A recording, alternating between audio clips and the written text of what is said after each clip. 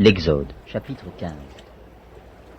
Alors, Moïse et les enfants d'Israël chantèrent ce cantique à l'Éternel. Ils dirent, « Je chanterai à l'Éternel, car il a fait éclater sa gloire. Il a précipité dans la mer le cheval et son cavalier. L'Éternel est ma force et le sujet de mes louanges. C'est lui qui m'a sauvé. Il est mon Dieu. Je le célébrerai. Il est le Dieu de mon Père, je l'exalterai. L'Éternel est un vaillant guerrier. L'Éternel est son nom. Il a lancé dans la mer les chars de Pharaon et son armée. Ses combattants d'élite ont été engloutis dans la mer Rouge. Les flots les ont couverts. Ils sont descendus au fond des eaux comme une pierre. Ta droite, ô Éternel, a signalé sa force. Ta droite, ô Éternel, a écrasé l'ennemi. Par la grandeur de ta majesté, tu renverses tes adversaires. Tu déchaînes ta colère. Elle les consume comme du chaume. Au souffle de tes narines, les eaux se sont amoncelées. Les courants se sont dressés comme une muraille. Les flots se sont durcis au milieu de la mer. L'ennemi disait, « Je poursuivrai, j'atteindrai, je partagerai le butin. Ma vengeance sera assouvie. Je tirerai l'épée, ma main les détruira. » Tu as soufflé de ton haleine. La mer les a couverts. Ils se sont enfoncés comme du plomb dans la profondeur des eaux. Qui est comme toi parmi les dieux, ô Éternel? Qui est comme toi magnifique en sainteté, digne de louange, opérant des prodiges? Tu as étendu ta droite. La terre les a engloutis.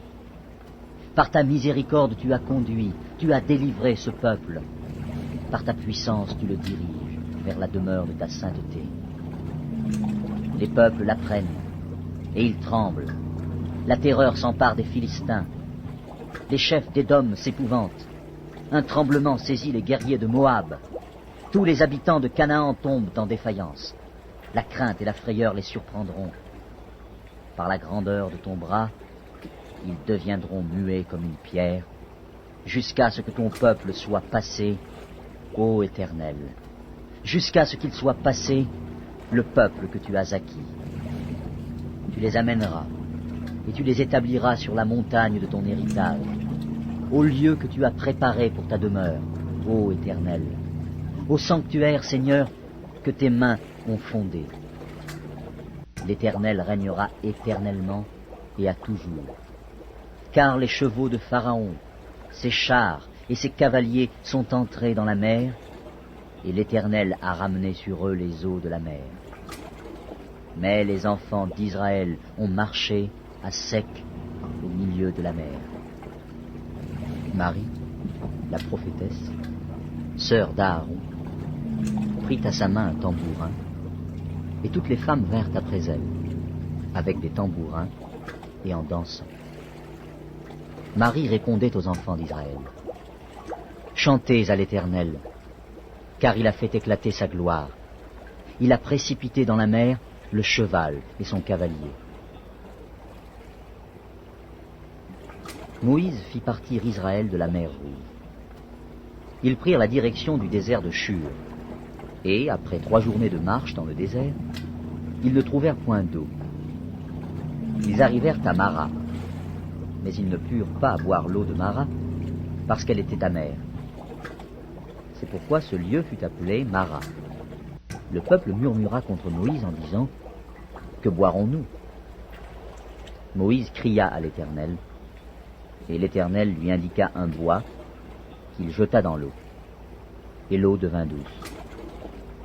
Ce fut là que l'Éternel donna au peuple des lois et des ordonnances, et ce fut là qu'il le mit à l'épreuve. Il dit, « Si tu écoutes attentivement la voix de l'Éternel, ton Dieu, si tu fais ce qui est droit à ses yeux, si tu prêtes l'oreille à ses commandements, et si tu observes toutes ses lois, je ne te frapperai d'aucune des maladies dont j'ai frappé les Égyptiens, car je suis l'Éternel qui te guérit. » Ils arrivèrent à Élim, où il y avait 12 sources d'eau et 70 palmiers.